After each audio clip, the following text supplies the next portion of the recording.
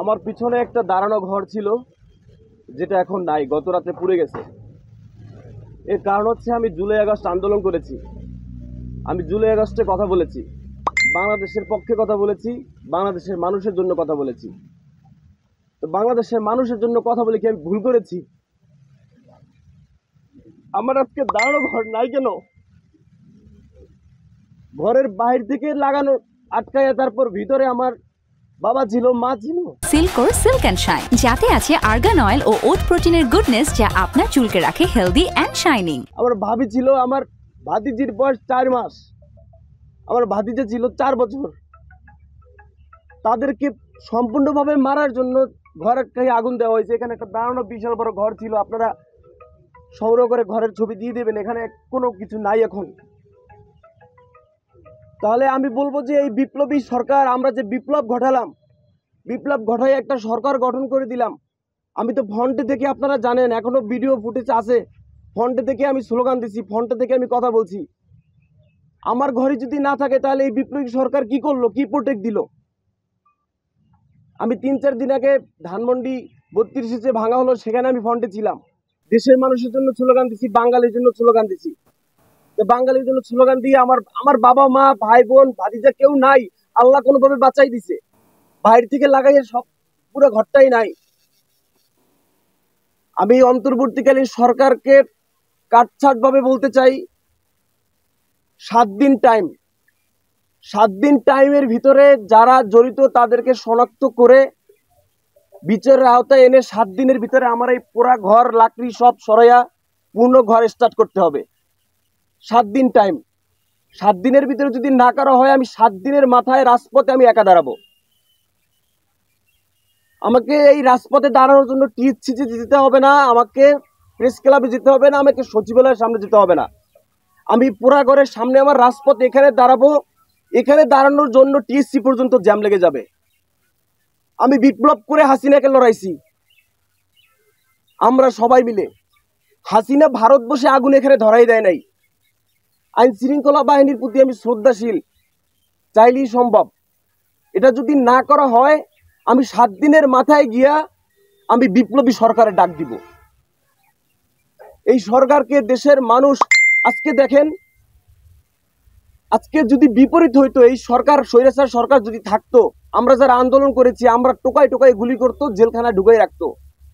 আজকে আমরা উইন হয়েছি, কিন্তু ছাত্রলীগ এখনো ঘুরে, এখনো পোস্ট করে।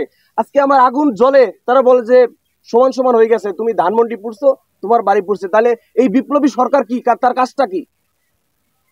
সে কি করলো? ফ্রন্টে থেকে যারা আমরা আন্দোলন করলাম, আমাদের ঘর বাড়ি নাই, তাহলে নিরীহ মানুষের কি থাকবে? আমার কথা ভাই একটাই, আমি জীবন ঝুঁকি রেখে আমার বাবা ভাইয়ের কান্না শুনেছি 2 বার। যখন বরিশাল বিশ্ববিদ্যালয়ের সামনে থেকে আন্দোলন করে পালাইছিলাম 16 জুলাই থেকে 5 আগস্ট পর্যন্ত, তখন তার আমাকে নিয়ে ভয় ছিল আমাকে কখন যেন মেরে ফেলে। সেই কান্না শেষ হয়ে গেছে 5 আগস্ট, হাসিনা পালাই গেছে। গত রাতে আবার আমি কান্না শুনলাম যে ঘরবাড়ি শেষ। তাহলে এই সরকারকে কেন বসাইলাম? আমার কথা কাট টু কাট ক্লিয়ার, আমি পেঁচাইতে চাই না ভাই। আমি দেশের মানুষের নিরাপত্তা চাই, আমার নিরাপত্তা চাই। আমার কাছে মনে হয় এই সরকার, মানুষও বলে এই সরকারের প্রতি মানুষের আস্থা হারাই যাইতেছে। সুতরাং আমি 7 দিন টাইম, আমার ঘর পূর্ণভাবে গঠন করতে হবে। ঘরের ভিতরে ইম্পর্টেন্ট কাগজ, আমার বাবা একটা শিক্ষা প্রতিষ্ঠান প্রধান, তার এই মাস চাকরি আছে শুধু তার বয়সের। আমি আজকে লজ্জিত, আমি দেশের জন্য কথা বলেছি, আমার কাছে আজকে লজ্জা লাগে।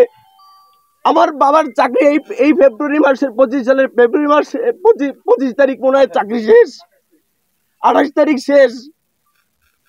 আজকে আমার জন্য ঘর পোড়া হয়েছে। নিজে লজ্জিত, আমি কি করেছি? স্বৈরাচারের বিপক্ষে আমি কথা বলেছি, স্বৈরাচারের বিপক্ষে জীবন ঝুঁকি নিয়ে আমি কথা বলেছি, দেশের মানুষের জন্য আমি কথা বলেছি। হাসিনা তো বলছি ধানমন্ডি যারা পোড়াইছে তাদের বাড়িঘর পুড়িয়ে দেওয়া হবে। তো ঠিক ধানমন্ডি পুরাইয়া দেওয়ার ভাঙার প্রতিশোধ কাফির বাড়ি প্রথম হয়েছে, কাফির বাড়ি প্রথম জানানো হয়েছে।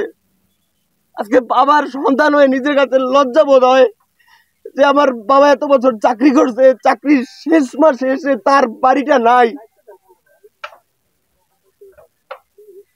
আমি কি মাল এটা আমি 7 দিন পর দেখাবো।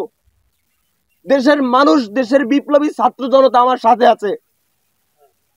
আমি 7 দিনের মাথায় রাজপথে দাঁড়াবো, বিপ্লবী ছাত্র জনতাকে নিয়ে দরকার হয় আমি বিপ্লবী সরকারের ডাক দিব।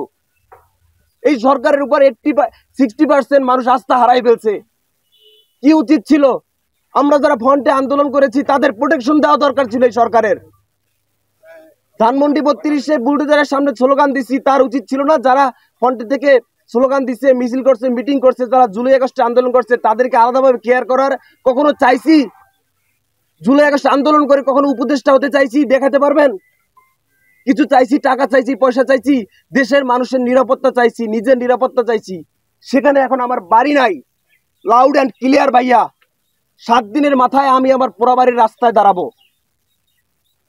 আমি আমার পোড়াবাড়ির রাস্তায় দাঁড়াবো। লাস্ট অ্যান্ড ফাইনাল কথা, আমি 7 দিনের ভিতরে সুষ্ঠু তদন্ত করে, এটা হাসিনা তো লাগাই নাই, এখানের মানুষ লাগাইছে, আওয়ামী লীগ লাগাইছে, ছাত্রলীগ লাগাইছে। আইন শৃঙ্খলা বাহিনীর প্রতি আমি শ্রদ্ধাশীল। সম্ভব, মানুষের পক্ষে আইন শৃঙ্খলা বাহিনীর পক্ষে অসম্ভব কিছু না। দেশের মানুষ আগুন লাগাইছে। সুষ্ঠু তদন্ত করে 7 দিনের ভিতরে আইনের আওতায় এনে আমার ঘর পূর্ণভাবে নতুনভাবে গঠন করে দিতে হবে। নতুবা আমি 7 দিনের মাথায় রাজপথে দাঁড়াবো।